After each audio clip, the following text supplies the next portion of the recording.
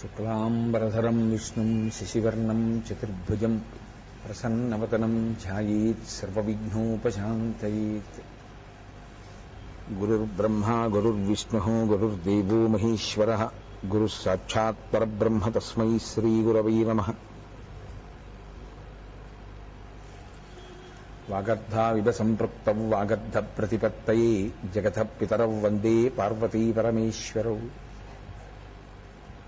జయతు జయతు దేవో దేవకీనందనోయం జయతు జయతు కృష్ణో వృష్ణివంశప్రదీపః జయతు జయతు మేఘశ్యామలః కోమలాంగో జయతు జయతు పృథ్వీ భారనాశో ముకుందః. హరి ఓం. పరమేశ్వర స్వరూపమైన సభకి నమస్కారం.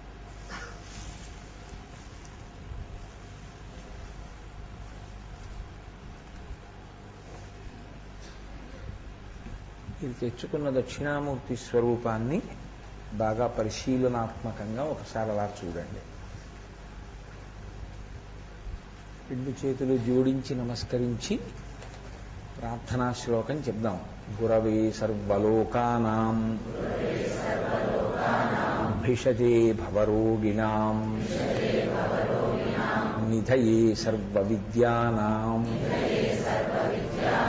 దక్షిణామూర్తయే నమః. ఇవాళ సోమవారం కాదు. దక్షిణామూర్తి స్వరూపం గురుస్వరూపం. గురుస్వరూపమైనటువంటి దక్షిణామూర్తి శివస్వరూపం. కాబట్టి శివస్వరూపమునందు ఒక నియమం చెప్తారు పెద్దలు. ప్రయత్నపూర్వకంగానైనా దోషమేం లేదు, కానీ మారేడు దళాన్ని పట్టుకునేటప్పుడు ఈయన దగ్గర పట్టుకోవాలి. అందుకే అసలు నిజానికి మారేడు దళాలతో అర్చన అంటే భార్యతో కలిసి చెయ్యవలసినటువంటి అందమైన ప్రక్రియ. అదే రొట్టగా పోసి తీసివేయడం ఏమో అది ఇష్టపడతారేమో, కానీ నేను దానికి చాలా విరుద్ధం. నాకు చాలా అసహ్యం కూడా. పూజ చూడడమే నాకు చికాగ్గా ఉంటుంది. ఆ రొట్ట కింద తీసుకొచ్చి నేల మీద పోసేస్తూ ఉంటారు. అప్పుడే అయిపోయింది పూజ. పృథివీ లింగస్వరూపం. కంచిలో పృథ్వీలింగంగా ఉన్నాడు ఆయన. పృథ్వీ మీద పడేయగానే పూజ అయిపోయింది. నువ్వు చేసేది పునఃపూజ అంతే. మళ్ళీ ఆ దళాలతోనే పూజ చేసి ఒక అపచారాన్ని చేస్తున్నావు.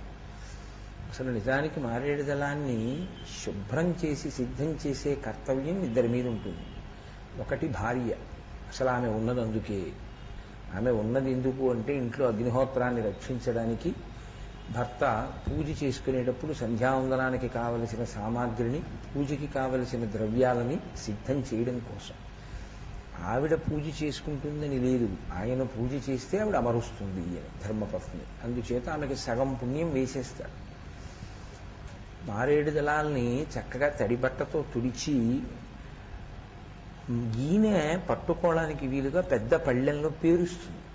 2 పళ్ళాలలో పేర్చి ఒక పళ్ళెం ఇస్తే ఆయన ఒక మారేడు దళాన్ని ఈయనతో పట్టుకుని శివలింగం మీద వేస్తుంటే పళ్ళెం ఖాళీ అయిన తర్వాత పెట్టేస్తే మళ్ళీ దళాలతో ఉన్న పళ్ళాన్ని మళ్ళీ అందిస్తుంటుంది. అది భార్యాభర్తలు కలిసి అందంగా మారేడు దళాలతో పూజ చేసుకునేటటువంటి విధానం కొరకు చేస్తూ ఉంటారు. సరే, నేను దానికి ఏం అడ్డూరాను, దాన్ని నేను విమర్శించనడానికి విమర్శించావుగా అంటారేమో. దాన్ని సద్బుద్ధి కొరకు స్వీకరిస్తే మంచిది. అందుకని అంతకుమించి అందులో విమర్శ ఏమీ లేదు అని మీరు గమనించవలసి ఉంటుంది. మన మనసు ఈశ్వరుని యందు దానికి నేనే సాక్ష్యం. మనసు నిలబడలేదనుకోండి, దానికి ఏం కంగారు పడక్కర్లేదు. అది దాని అలవాటు కదా. సదా మోహాటవ్యాం చరతి యువతీనాం కుచగిరౌ నటత్యాశ శాఖా స్వటతి ఝడితి స్వైరమభిత అంటారు శంకరులు. అది ఎప్పుడు తిరుగుతుంది, దాని అలవాటు అది. కాబట్టి తిరుగుతోంది. కానీ ఇప్పుడు నేను కొంచెం ప్రయత్నం చేస్తున్నాను దాన్ని వెనక్కి తీసుకురావడానికి. సఫలీకృతులను అవుతాను. సాధన చెయ్యగా చెయ్యగా ఎప్పటికో అప్పటికి వస్తుంది. అభ్యాసేప్యసమర్థోసి అని కదా గీతాచార్యుని వాక్కు. అభ్యాసం చేత సాధ్యమవుతుంది ఏదైనా. సో ఆ మూస తీసుకొచ్చి దాని నిండా నూనె రాస్తారు. నూనె రాసి మట్టి ముద్దని ఆ మూసలో పెట్టి ఒక చెక్క సుత్తితో కొడతారు. కొడితే అది బాగా లోపల కంట దిగుతుంది మట్టి. దిగిన తర్వాత ఆ మూస తిరగేసి ఒక ఆకు మీద కొడతారు. కొడితే నూనె వలన అది ఊడిపోతుంది ఆ మట్టి. కానీ బాగా నొక్కుకోవడంలో ఆ మూస వినాయకుడి రూపంలో ఉంటుంది. మట్టి ఆ ఎక్కడ నొక్కుకుందో అక్కడ వినాయకుడి యొక్క రూపాన్ని పొందుతుంది. అప్పుడు అది పూజార్హమవుతుంది. మట్టిగా పూజార్హము కాదు. మూసలో పడితే అది పూజకి యోగ్యత పొందుతుంది. ఆకుతో సహా తీసుకొచ్చి ఇంట్లో పెట్టి అప్పుడు ప్రాణప్రతిష్ఠ చేసి పూజ చేస్తారు. అలాగే మనసు కూడా ఆ మూస మీద పడాలి. పడి బాగా ఒత్తుకుందనుకోండి, ఒత్తుకుంటే వృత్తి అంటారు. అంటే మనసు ఆ రూపాన్ని పొందుతుంది. పొందితే మీరు బాహ్యంలో ఈ కన్ను తెరిచి ఉన్నప్పుడు ఉపచారమనందు ఏది అనుభవించగలరో దాన్ని నేత్రము మూసి ఉన్నప్పుడు కూడా మీరు అనుభవించగలిగినటువంటి పరిణతికి ఎదుగుతారు. నేను మీకు బాగా అర్థమయ్యేటట్టు ఉదాహరణ చెప్పాలి అంటే, కాసేపు భావన చేయండి, నేనే దక్షిణామూర్తిని అని అనుకోండి. నేను దక్షిణామూర్తిని అయితే మిమ్మల్ని వచ్చి నీరాజనం ఇవ్వండి అన్నాను అనుకోండి. ఈశ్వరమూర్తులు ఎప్పుడు స్ఫుటముగా గోచరము కావు దేవాలయాల్లో. ఇప్పుడంటే అంతా వైదికం అయిపోయింది కాబట్టి పెద్ద పెద్ద ఎలక్ట్రిక్ దీపాలు ఎన్ని వీలైతే అన్ని వేస్తున్నారు ఈశ్వరమూర్తుల మీదకి. అసలు శాస్త్రంలో అది విరుద్ధం, అలా వెయ్యరు. అందుకే ఇప్పటికీ మీరు ప్రాచీనమైన దేవాలయాల్లో చూస్తే ఎలక్ట్రిక్ ల్యాంప్స్ని ఫోకస్ చేయరు. దీపం వెలుగుతూ ఉంటుందంతే అటు ఇటు. ఆ దీపపు వెలుగులో ఈశ్వరుణ్ణి చూడాలి. ఆ దీపమే గురువు. ఆ గురువు గారి యొక్క బోధకాంతిలో ఈశ్వర దర్శనం అవుతుంది. ఇక్కడ ఆ దీపముల కాంతిలో చూడాలి తప్ప ఎక్కడ నిలబడ్డా స్పష్టంగా ఈశ్వరుడు కనిపించకూడదు. మీ ప్రయత్నం ఉండాలి. ఇప్పుడు నేను దక్షిణామూర్తిగా ఉన్నాననుకోండి, ఇంత వెలుతురు ఉండదు అని మీరు భావన చేయండి. ఓ 2 దీపములు వెలుగుతున్నాయి. ఆ దీపముల కాంతిలో నేను మీకు స్ఫుటంగా గోచరించను.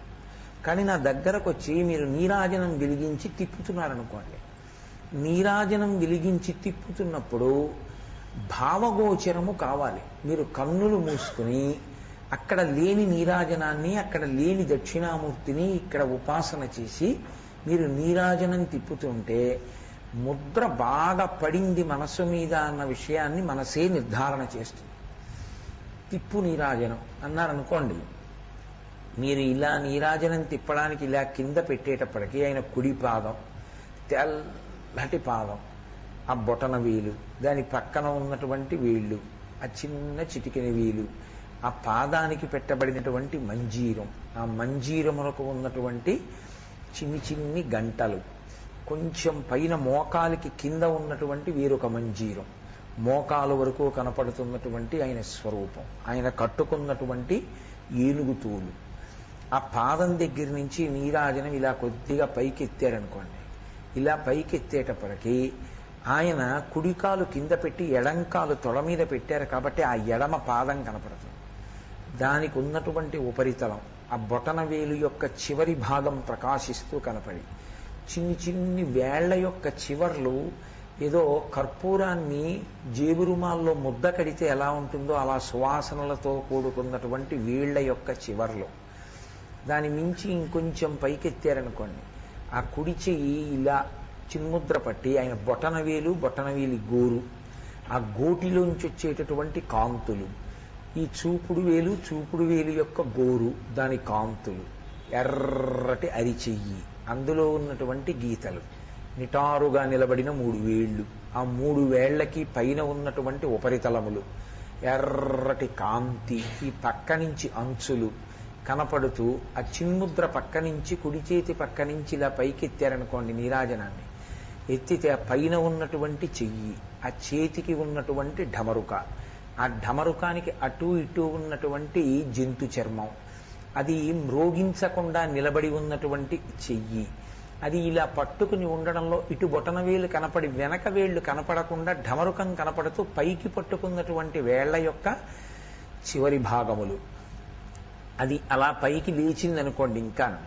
నీరాజనం ఇలా పైకి లేస్తే కుడి చేతి వైపు నుంచి తిరుగుతోంది కాబట్టి కొన్ని నీరాజనం ఆ ఎడం పక్కకి, అంటే స్వామివారి ఎడం చేతి వైపుకి దిగుతున్నప్పుడు ఆ కిరీటం యొక్క ఉపరితలం, అందులో మణులు, ఆ మణుల యొక్క కాంతులు, నీరాజనపు కాంతులతో కలిసి వస్తున్నటువంటి కొత్త కాంతులు, గంగతో తడిసినటువంటి ఆయన ఎర్రని జుత్తు, ఆ కిరీటం వెనక ఉన్నటువంటి కపర్దీయని పెద్ద కొప్పు కనపడుతుంటే అక్కడక్కడ కిందకి వేలాడుతున్నటువంటి జటలు, ఆ పక్క నుంచి ఇలా దింపుతున్నప్పుడు ఆయన చెవికి పెట్టబడినటువంటి ఆభరణం, ఆ ఆభరణపు కాంతులలో ఆయన బుగ్గలు మెరిసిపోతుంటే ఇలా దింపుతూ ఇలా ముఖం వంక చూస్తే నీరాజనపు కాంతులు పడి ఆయన విభూతి రేఖలు, రెండు అందమైన కళ్ళు, మధ్యలో ఉన్నటువంటి ఆ మూడవ కన్ను బొట్టుగా మారి గుండ్రటి కుంకం బొట్టుగా ప్రకాశిస్తూ ఉంటే, కొనదేరినటువంటి ముక్కు, చిన్న చిరునవ్వు నవ్వుతూ ముడుచుకోకుండా కొద్దిగా విచ్చుకోకుండా దంతపంక్తి కనపడనటువంటి ఆ పెదవులు ముద్దులు మూట కట్టినట్టు అంటారే అలా చిరునవ్వు నవ్వుతున్న ముఖం, చిన్ని గడ్డం, ఆ గడ్డం కింద కంఠం మీద 3 గీతలు అలా దిగుతుంటే ఎడమ భుజం అందంగా ఏదో ఏనుగు యొక్క తొండం ఎలా ఉంటుందో అంత గుండ్రంగా ఉన్నటువంటిది, దాని మీద అర్ధచంద్రాకారంగా పెట్టబడినటువంటి విభూతి రేఖలు, ఆ ఎడంచేతి పక్కన పైన పట్టుకున్నటువంటి అగ్నిహోత్రం, దాని పక్క నుంచి ఇలా నీరాజనపు కాంతి దిగుతుంటే ఏదో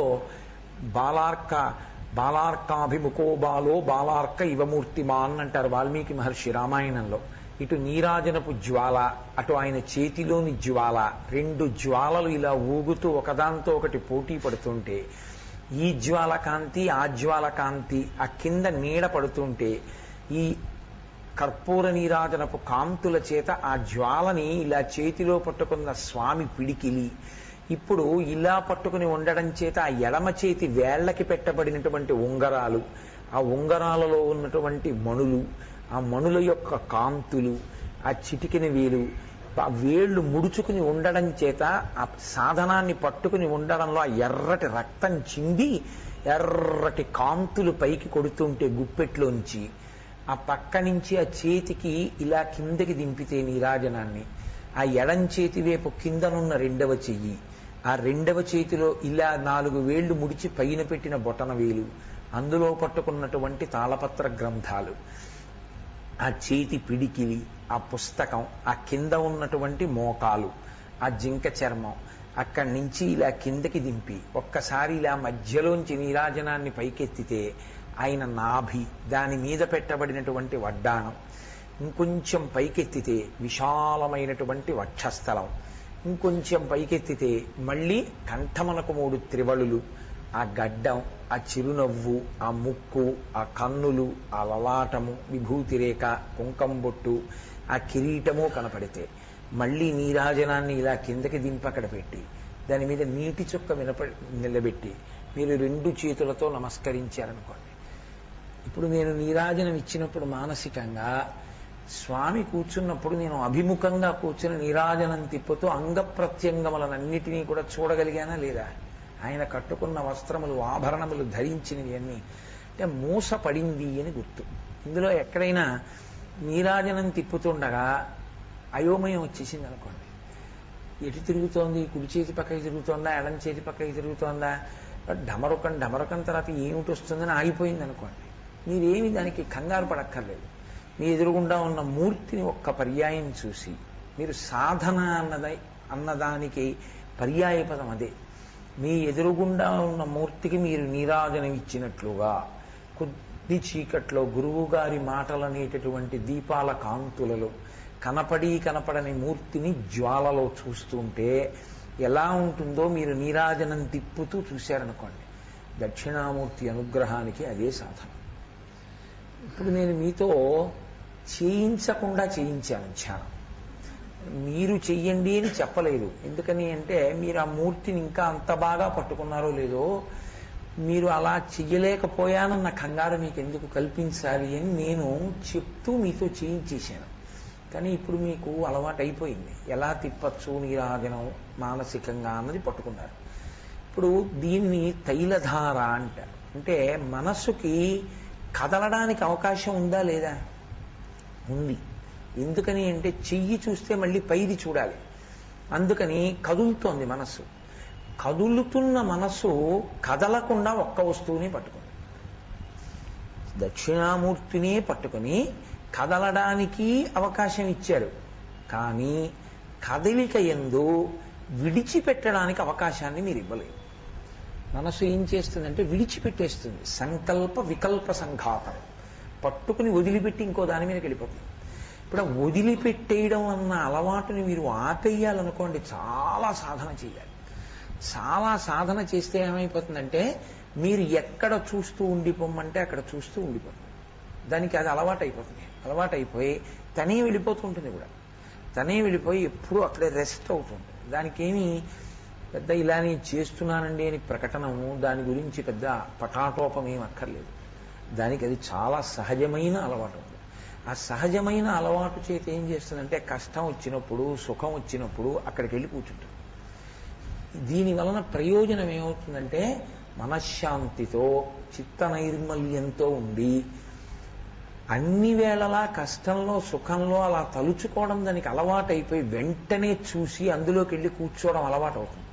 ఈ అలవాటు చిట్ట చివరి ఎక్కడ పనికి వస్తుందంటే ప్రాణోత్క్రమణ కాలమునందు కూడా కష్టం ఊపిరి అందనప్పుడు కూడా అది వెళ్ళి అక్కడే కూర్చుంటుంది. ఆ కూర్చున్నటువంటి శక్తి చేత మనసు సాత్వికమైపోతుంది. మగ్గిపోయింది అని ఓ మాట ఉంటుంది శాస్త్రంలో. ఆ మగ్గిపోతుంది. ఆ మగ్గిపోవడంలో వాసనలు క్షీణించిపోతాయి. ఇప్పుడు ఏదో ఇంకొకటి పట్టుకునే అలవాటు ఉన్న మనసు వదిలిపెట్టి దీన్నే పట్టుకుంటూ ఉంటుంది. దీన్ని పట్టుకోవడం వల్ల వచ్చే పెద్ద మహాపండితుడు, శాస్త్రమునందు అత్యంత ప్రవేశమున్నవాడు, భగవద్దర్శనమును చేయించగలిగినటువంటి వాగ్వైభవం ఉన్నవాడు, అటువైపుకి తిప్పగలిగిన వాడికి కుమారుడిగా జన్మిస్తాడు. అటువంటి తండ్రి గురువుగా ఉన్న కారణం చేత సంటితనం నుంచి దగ్గరగా ఉండి పరిశీలించగలిగినటువంటి అదృష్టం ఉంటుంది. అదృష్టము పండించుకోవడము, పండించుకోకపోవడము అని రెండు లక్షణాలు ఉంటాయి లోకంలో. ఎందుచేత అంటే పక్కన ఉండడం అనేటటువంటిది సాధ్యమవచ్చేమో, కానీ పక్కన ఉండి పరికించి అనుగమించడం అందరికీ సాధ్యం కాదు. ఎందుకంటే శాస్త్రంలో ఒక కఠినమైన ఉపమానం ఒకటి. ఒకే సరోవరంలో పద్మము పుడుతుంది, కప్ప పుడుతుంది. అసలు పద్మం యొక్క మొగ్గ పుట్టకముందే కప్ప అందులో పుట్టింది. పద్మం మొగ్గ వేసినప్పుడు కప్ప చూసింది. పద్మం కొద్దిగా విచ్చుకుంటున్నప్పుడు కప్ప చూసింది. పద్మం బాగా విచ్చుకున్నప్పుడు కప్ప చూసింది. కప్ప పద్మం అక్కడే ఉన్నాయి, కానీ పద్మం యొక్క విలువ కప్పకి ఎప్పుడూ తెలియదు. ఎక్కడో పక్కన వనంలో ఉన్నటువంటి తుమ్మెద వితుక్కుని వచ్చి ఇక్కడ ఉన్న సరోవరంలోని పద్మం మీద వాలి అందులో ఉన్న తేనె తాగుతుంది. ఆ పక్కనే ఉన్న కప్ప ఆ నీటిలోనే ఉన్న పురుగుల్ని తింటుంది. ఏమని చెప్పాలి? పక్కనున్న కప్పకి లేని భాగ్యం ఎక్కడో వనంలో ఉన్న తుమ్మెదకి ఎలా దక్కింది అంటే అదే జగద్గురువు అన్న మాటకు అర్థం. పక్కన ఉన్నంత మాత్రం చేత ధన్యుడు కాడు, ఎక్కడ ఉన్నాడన్నది కాదు, తుమ్మెదలా సారగ్రాహి కాగలిగాడా? ఆ సారగ్రాహి కాగలిగితే ధన్యుడు. కొడుకుగా పుట్టడము అంటే కేవలము తనూభవుడు కావడం కాదు, ఆత్మజుడవుతాడు. ఆత్మజుడై తండ్రిని అనుగమిస్తాడు. అనుగమించి తండ్రి దగ్గర బాగా తెలుసుకుని అనుష్ఠాన పర్యంతంలోకి తెచ్చుకుని ఆ జన్మలో పండిపోతాడు, లేదా ఆ మరు జన్మలో పండిపోతాడు. కొన్ని కోట్ల జన్మల హీనోపాధులలోకి వెళ్ళవలసిన వాడు ధ్యాన శక్తి చేత ఆ జన్మలను తగ్గించుకుంటాడు. మనస్సు ప్రశాంతంగా ఉంచుకుంటాడు, హాయిగా ఉంటాడు. ఏమీ ఉద్వేగమునకు లోను కాకుండా ప్రశాంతముగా ఉండగలిగినటువంటి స్థితి. ఆ పైన ఈశ్వరుని యొక్క రక్షణ పొందుతాడు. ఎందుచేత అంటే ధ్యానమునందు మనసు వెళ్ళింది, పూజ యందు మనసు వెళ్ళడానికి సాధన చేశాడు. పూజలో మనసు వెళ్ళిందని చెప్పడం కష్టం. పూజ నేను ఎంతసేపు చేసినా నా మనసుతో నేను పూజ చేశాను అని చెప్పడం కుదరదు. ఎందుచేత అంటారేమో, అసలు పూజ కన్నా ఫార్స్ ప్రపంచంలో ఇంకోటి ఉండదు చాలా చోట్ల. నేను ఎందుకు ఈ మాట అంటున్నానంటే ఆవాహయామి అంటారు. ఆవాహయామి అంటే అక్కడే ఉన్నాడుగా, ఇంకా ఆవాహయామి ఏంటి? ఆవాహయామి అంటే ఆయన కూర్చున్న కదలిక మీకు కనపడాలి అని. పాదపీఠం మీద కుడిపాదం పెట్టుకుని ఎడమ పాదాన్ని మడిచి తొడ కింద పెట్టుకుని ఏకంచనతిక్షమం మమ పరంచ ఆకుంచ పాదాంబుజం మధ్యే విష్టర పుండరీకమభయం విన్యస్య హస్తాంబుజం త్వాం పశ్యేమ నిషేదుషీం ప్రతికలం కారుణ్య కులంకష స్ఫారాపాంగతరంగమంబ మధురం ముగ్ధం ముఖం బిభ్రతీం అంటారు పరాశర భట్టర్లో. తొడ కింద ఉన్నటువంటి రెండో పాదాన్ని అమ్మవారి దగ్గరికి వెళ్ళి చిన్న బుచ్చుకునమ్మా, నీ రెండు పాదాల మీద వేద్దామని మారేడు దళాలు తెచ్చుకున్నానమ్మా, నువ్వు రెండో పాదాన్ని పద్మాననే పద్మవూరు పద్మాక్షి పద్మసంభవే అని ఒక పాదం మడిచేశావు, ఒక్క పాదమే కనపడుతోందమ్మా అని చిన్న పిల్లాళ్ళ చిన్నబుచ్చుకుంటే మన కోసమని ఆ తల్లి కాలు ఇలా పైకెత్తి ఈ రెండో పాదాన్ని తీసి పాదపీఠం మీదకి దింపుతుంది. ఆ కదలికని దర్శనం చేయడం ఆవాహయామి. ఎంతసేపు ఆగవలసి ఉంటుంది పూజలో? అది ఎంతసేపు ఆగుతాం మనం? పచ్చి అబద్ధం. ఎక్కడ చూసాం ఆ కదలిక? అసలు ఆ కదలిక విగ్రహమునందు ఉండదు, ఆ కదలిక భావగోచరము. అది మనసు చేత పట్టుకోవాలి. మనసు చేత పట్టుకున్న వాడి పూజ పంట. వాడికి ఎంత ఆనందం. సంబారాలు అల్లరి ఉన్నవాడు పూజ ఏం చేస్తాడు? వాడి బుర్ర. ఆచమనీయం సమర్పయామి అంటాడు. నిజాయితీగా చెయ్యొద్దండి. ఆచమనీయం సమర్పయామి అన్నప్పుడు పూజలో 3 మాటలు ఉద్ధరణితో నీళ్లు ఇచ్చిన వాళ్ళు ఎంతమంది చెయ్యొద్దండి? మంచిదే, చాలా సంతోషం.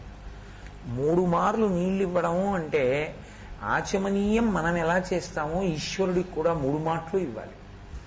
ఉద్ధరణితో ఇవ్వాలి 3 మాటలు. ఏది ఆచమనీయం సమర్పయామి అని పువ్వుతో చల్లుతాడు. అసలు ఆచమనీయం సమర్పయామి అన్న ఉపచారం ఒక్కటి కూడా సరిగ్గా చేయరు. దానికి నీళ్లుంటే చాలు. ఉద్ధరణితో 3 మాటలు ఇవ్వలేవు. సాశ్రద్ధా కవితా సిద్ధి యా వస్తూపలభ్యతే. అంతా నాటకమే తప్ప నిజంగా ఈశ్వరుడి మీద నీకు ఆ అనురక్తి ఏది? దేహబంధుత్వం ఉంటే ఎవరికి కావాలి? తనకి కడుపున పుట్టినవాడైతే ఎవరికి కావాలి? కట్టుకున్నదైతే ఎవరికి కావాలి? అనుగమించగలవా అంటే నేను నా కుటుంబాన్ని ఎవరిని విమర్శిస్తున్నానని మీరు అనుకోకూడదు. నేను శాస్త్రం చెప్తున్నాను అంతే. తెలిసిందండి? ఎవరి విషయంలోనైనా నేను శాస్త్రాన్ని మాట్లాడుతున్నాను. అయ్యో పాపం కోటేశ్వరానికి ఏదో కష్టం ఉంది అనుకోకండి. పరమేశ్వరుడు దయ వల్ల నన్ను అనుగమించే భార్య, నన్ను అనుగమించే కొడుకే నాకు ఆ ఇబ్బంది ఏం లేదు. దేహబంధువుల విషయం నేను ఇప్పుడు పట్టించుకోను. అంటే వాళ్ళందరినీ పరీక్ష చేస్తూ కూర్చుంటే నా బతుకు తెల్లవారేది ఇప్పుడు. కాబట్టి కావలసిన విషయం ఏది అంటే మనసు పెట్టావా లేదా? దానికి మీకు పూజ కూడా బాగా వృద్ధిలోకి ఎప్పుడు వస్తుందో తెలుసా అండి? ధ్యాన ప్రక్రియ చేతనే వస్తుంది. అందుకని ధ్యానం బాగా చేయడం అలవాటు చేసుకోండి. నేను మీకు ఇవాళ ఒక టిప్ అంటారేమో ఇంగ్లీష్లో, ఒక సూచన చేశాను.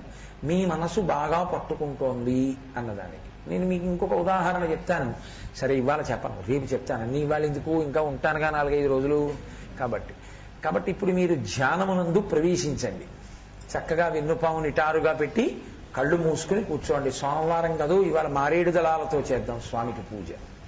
చక్కగా ఆ వెన్నుపాము నిటారుగా పెట్టి భ్రూమధ్యమునందు దృష్టిని నిలిపి మళ్ళీ ఒక్కసారి ఆయన పాదం వంక చూసి 2 చేతులు జోడించి మీ తలని ఆ చేతులకు తాటించి నమస్కరిస్తూ చెప్పండి, గురవే సర్వలోకానాం భిషజే భవరోగిణాం నిధయే సర్వవిద్యానాం దక్షిణామూర్తయే నమః. చక్కగా 2 చేతులతో దక్షిణామూర్తి యొక్క కుడి పాదాన్ని, ఆ తెల్లటి పాదాన్ని పట్టుకుని మనస్ఫూర్తిగా చల్లగా ఉన్నటువంటి ఆ పాదాన్ని పట్టుకుని పరవశించిపోయి నేల మీద పడి మీ శిరస్సుని మెత్తగా ఉన్నటువంటి ఆ పాదం యొక్క ఉపరితలం మీద మీ నుదిటి భాగాన్ని సున్నితంగా ఆనించండి.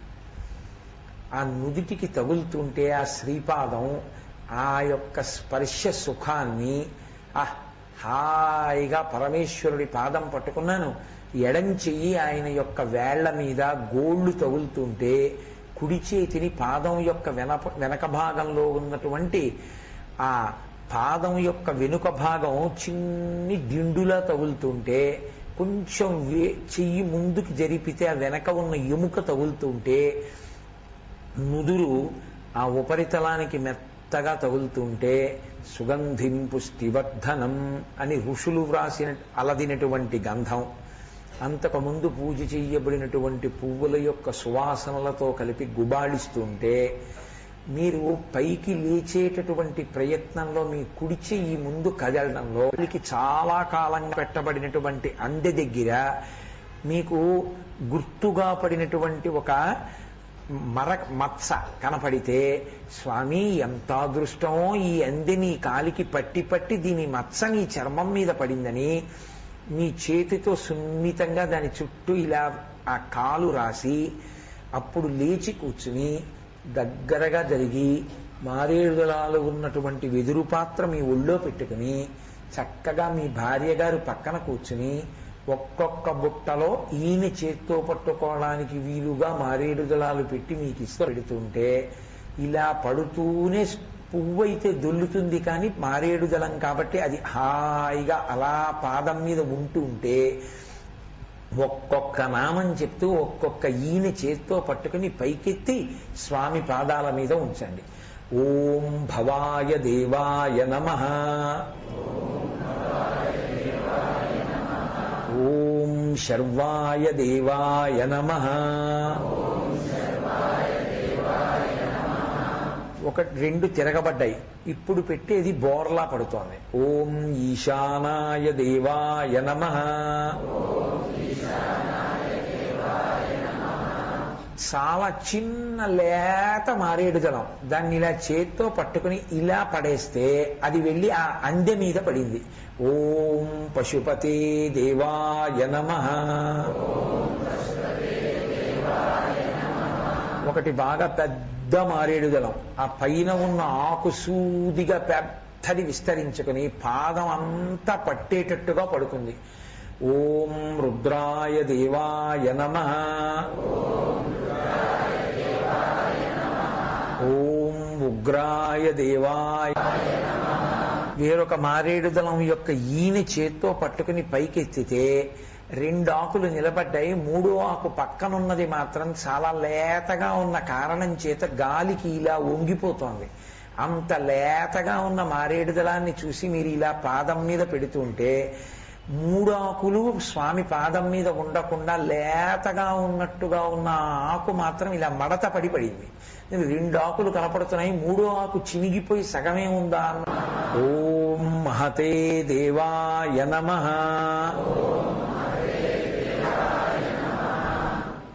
ఇలా మీరు ఒకటే దళం అనుకుని ఎత్తి పెడుతుంటే ఆ దళానికి తడికి అంటుకుపోయి ఉండిపోయింది.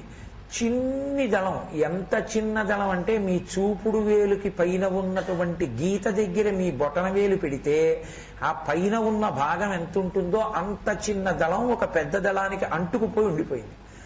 మీరు అరే భలే గమ్మత్తుగా ఉందిరా, ఏదో పార్వతీదేవి వినాయకుళ్ళ అలా అంటుకుపోయి ఉన్నారు అనుకుని ఒక దళం అనుకుని రెండు దళాలు చేస్తున్నానని మురిసిపోతూ ఓం రుద్రాయ దేవాయ నమః.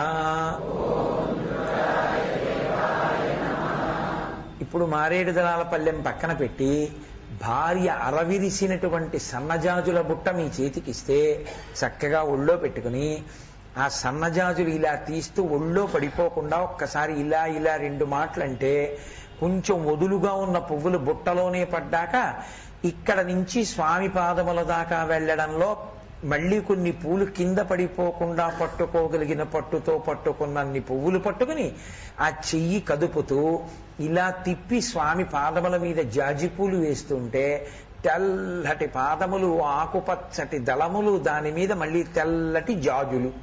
నేను నామం చెప్తుంటాను, మీరు మౌనంగా చేసేయండి సన్నజాజి పూలు.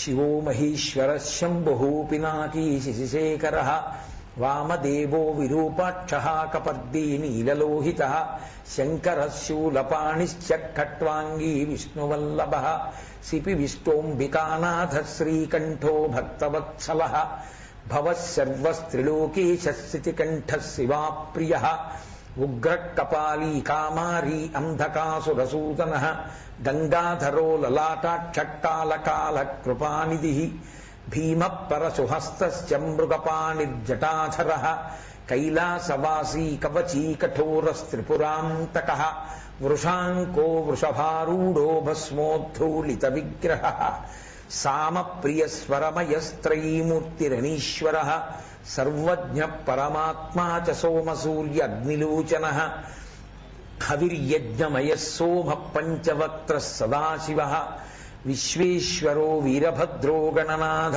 ప్రజాపతి హిరణ్యరేతా దుర్ధర్షో గిరిశో గిరీశో నగ భుజంగభూషణో భర్గో గిరిధన్వీ గిరిప్రియ కృత్తివాసాః పురారాతిర్భగవాన్ ప్రమదాధిపః మృత్యుంజయః సూక్ష్మతనుర్జగద్వ్యాపీ జగద్గురుః వ్యోమకేశో మహాసేనజనకశ్చారు విక్రమః రుద్రో భూతపతిస్థాణుర్రహిర్భూజ్ఞియో దిగంబరః అష్టమూర్తిరనేకాత్మా సాత్వికः శుద్ధ విగ్రహः శాశ్వత ఖండపరశుః అజపాశ విమోచకः మృఢ పశుపతిర్దేవో మహాదేవో వ్యయో హరిః పూషదంతభిదవ్యగ్రో దక్షాధ్వరహరోహరః భగనేత్రభిదవ్యక్తః సహస్రాక్షः సహస్రపాత్ అపవర్గప్రదోనంతస్తారకః పరమేశ్వరः ఏవం శ్రీశంభుదేవస్య నామ్నామస్తోత్తరం శతం. శ్రీశివాష్టోత్తరశతనామస్తోత్రం సమాప్తం.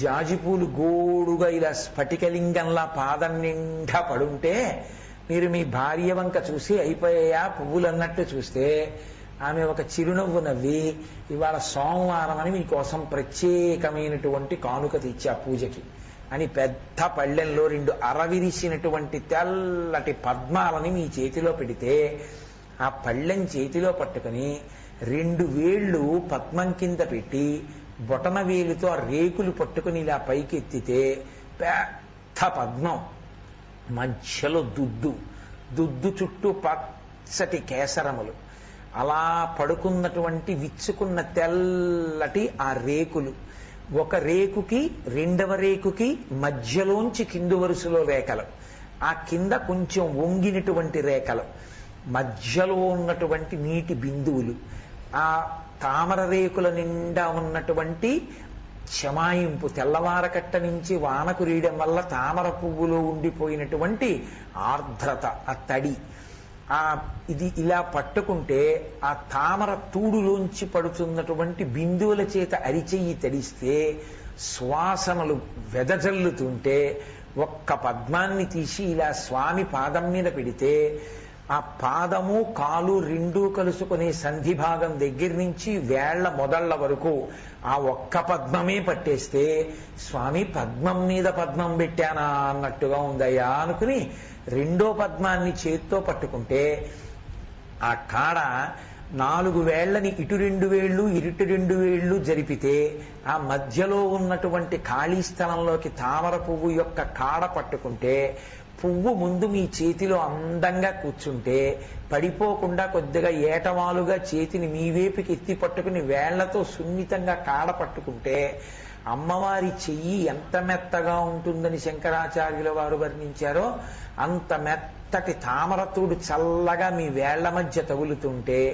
మళ్లీ మధ్యలో దుద్దు చుట్టూ ఉన్నటువంటి పచ్చటి కేసరములు, ఆ మధ్యలో ఉన్నటువంటి పుప్పొడి, తెల్లగా ఉన్న తామర రేకులు, ఆ రేకులకి ప్రారంభ స్థానంలో మాత్రం కొద్దిగా గులాబీ వర్ణం, అక్కడ ఉన్నటువంటి చిన్ని నీటి బిందువులు, ఆ తామర రేకులకి పైన ఇలా ఉన్నటువంటి ఆ రేకులకి 2 రేకుల మధ్యలోకి మళ్ళీ ఒక రేకు వచ్చేటట్టుగా కింది వరుసలో ఉన్నటువంటి అమరికతో కూడిన ఆ తామర పువ్వుని ఇలా పైకెత్తి చూస్తే గొప్ప చల్లతనం, ఆ చల్లతనంలోంచి ఒక గొప్ప సువాసన కొడుతుంటే చూసి సంతోషిస్తుంటే ఎక్కడి నుంచో ఒక చిన్న కందిరీగొకటి గుయ్యమని ఆ తామర పువ్వు కోసం వస్తే ఓహో నా తల్లి భ్రామరి ఎక్కడ ఉన్నా శివుడి కోసం తిరుగుతూ ఉంటుందని సంతోషించి ఆ తామర పువ్వుని తీసి స్వామి వేళ్ల దగ్గర పెడితే పాదం కనపడకుండా జాజిపూలు ఎత్తుగా శివలింగంలా ఉన్న జాజిపూల మీద అటువైపు ఒక పువ్వు ఇటువైపు ఒక పువ్వు కలిసి